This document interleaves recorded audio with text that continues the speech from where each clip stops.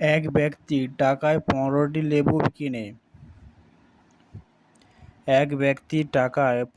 লেবু কিনে টাকায় কয়টি লেবু বিক্রি করলে তার 25% লাভ হবে?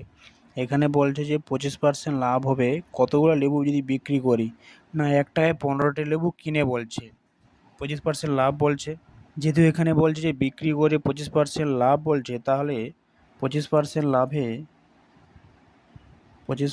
লাভে আমাদের বিক্রয় মূল্য কত হয় না? 25% লাভে বিক্রয় মূল্য টোটাল আমার হচ্ছে 100, যদি 100% হয় সেখান থেকে যদি 25% বৃদ্ধি হয়, টোটাল আমার কত মানে 125% টাকা 125 টাকা লাভ হয়।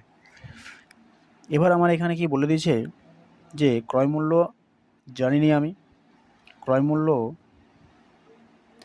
100 টাকা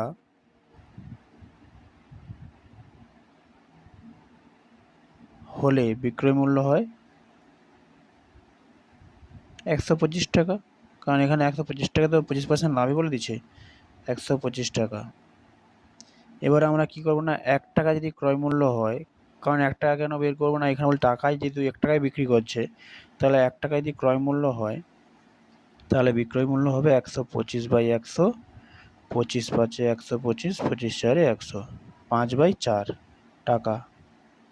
তাহলে 1 টাকা যদি ক্রয় মূল্য হয় তাহলে আমাদের বিক্রয় মূল্য হবে কত? 5/4 টাকা, 5/4 টাকা। এবার আমরা কি করব না, অতএব 5/4 টাকায় বিক্রয় করে 15টা লেবু। এখানে বলে দিয়েছে 15টা লেবু 1 টাকায়। এখানে কি বলছে যে আমার এখানে 15টা কী করে হলো আমি জাস্ট বুঝাচ্ছি। আমার এখানে বলে দিচ্ছে যে 1 টাকায় কিনে 15টা লেবু, তাহলে এই 1 টাকায় যদি কিনে ক্রয় মূল্য যদি তাহলে 1 টাকা হয়, তাহলে বিক্রয় মূল্য আমার তো এই টাকাটা। যদি 1 টাকায় কিনে 15টা লেবু, তাহলে এই টাকাটায় বিক্রি করবে ওরা। তাই জন্য আমরা কি বলছি, এত টাকায় বিক্রি করে 15টা লেবু, তাহলে 1 টাকায় আমার বিক্রি করবে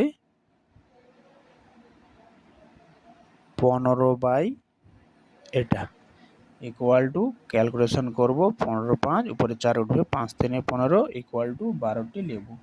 আমার হয়ে গেল 12টি লেবু। এখানে আমাদের বলে দিচ্ছে যে 1 টাকায় কতগুলো লেবু বিক্রি করবে, না 1 টাকায় 12টি লেবু বিক্রি করবে।